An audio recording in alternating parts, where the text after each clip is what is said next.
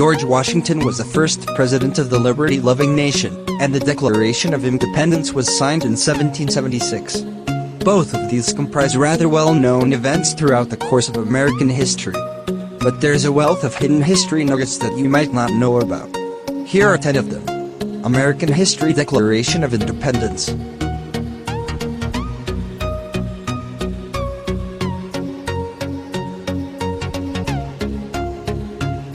1. The Founding Fathers penned the first couple of drafts of the Declaration of Independence on hemp paper, since at the time at least 75% of all the world's paper was made from cannabis hemp fiber. The Democratic delegates eked out the document's first and second drafts, completed on June 28 and July 2, 1776, respectively, on Dutch hemp paper. The final document had a more official air, though, as it was printed on parchment. 2. Months before World War II culminated in the absolute decimation of Hiroshima, the Japanese found themselves in a bit of a pinch. Making the most of the strong air current across the Pacific Ocean, the Japanese crafted what was likely the first intercontinental weapon system, and attached bombs to hydrogen balloons, in what was known as the Fuku Campaign.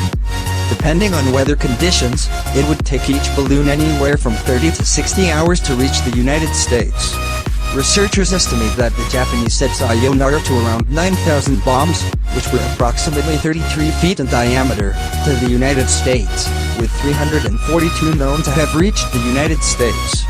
Many of them landed and exploded, with one even killing a whole family in Oregon in 1944. Rumor has it that there may still be dozens, potentially still active, flying around. 3. The Liberty Bell is an iconic American relic. Unfortunately, its tolling hasn't been heard since George Washington's birthday in 1846. The bell, which used to reside in Pennsylvania's Independence Hall, was erected in August 1752 and was first rung in July 8, 1776, to celebrate the first public reading of the Declaration of Independence. Though no conclusive evidence exists to determine when the bell first cracked, some argue that Liberty split during the Revolutionary War in 1824, others speculate that it happened during the funeral of Chief Justice John Marshall in 1835. It was the cherry tree chopping president's birthday that cracked the bell beyond repair. 4. The Republican and Democratic Party symbols emerged less from political tact and more in jest and retribution. The Democratic Party's donkey symbol was adopted in 1828, when, during an election, Andrew Jackson's opponents called him a jackass. The Republican Party's elephant symbol was adopted in 1874 after satirical cartoonist Thomas Nast drew an elephant, labeling it the Republican vote.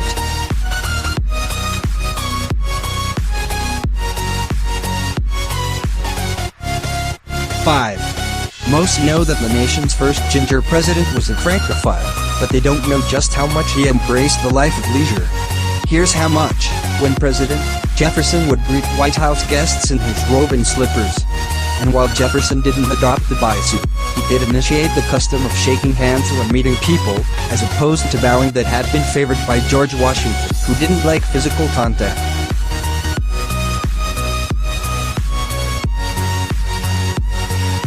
6.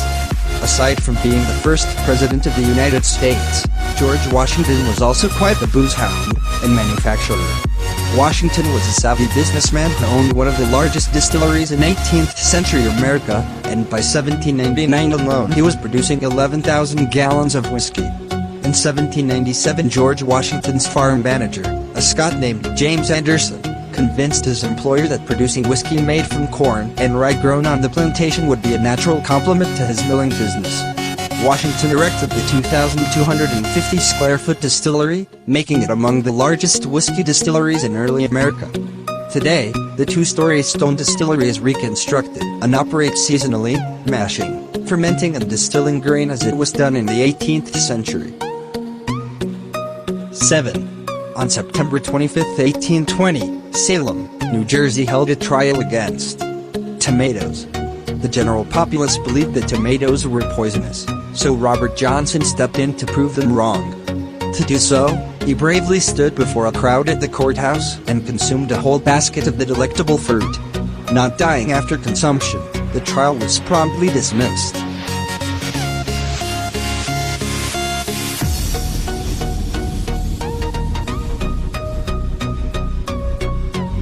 8. In 1842, the Society for the Protection of German Immigrants in Texas, or Adelsverein as it was known in German, set its immigration aspirations on the Republic of Texas.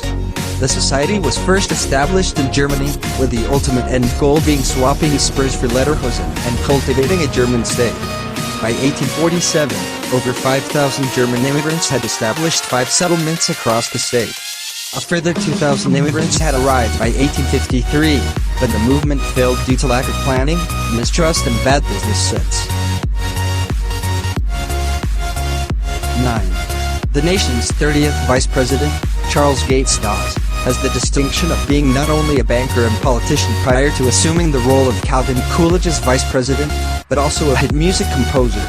He enjoyed playing the piano and composing music, and co-wrote the melody in a major or Dawes melody in 1911. Songwriter Carl Sigman added lyrics in 1951, changed the name to It's All in the Game, and Tommy Edwards later performed it in 1958. The tune topped the charts for 6 weeks, and has since been covered by Cliff Richard, Nat King Cole, Isaac Hayes, Barry Manilow, and other artists. Sadly, Dawes couldn't hear the fruit of his creative labors. He had been dead for 7 years by the time Tommy Edwards first performed the tune. 10.